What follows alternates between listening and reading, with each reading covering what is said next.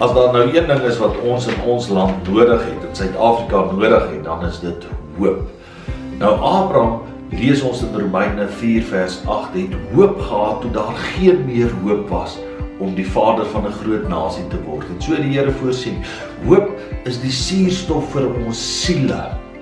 Hoop het te doen met 'n toekomsverwagting, hoe ons na die toekoms kyk. Hoop is om te weet dat die Here staan in die toekoms en dat die Here trek ons na 'n mooier môre, na 'n beter toekoms.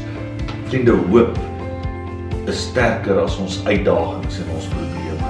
Hoop is die vermoë om geleenthede in konflik raak te sien. Hoop is om te weet dat vergifnis is sterker as sonde.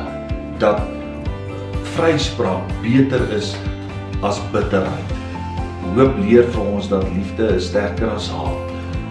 Hoop is sterker as wanhoop. As survivors het ek en jy hoop wanneer almal hooploos is.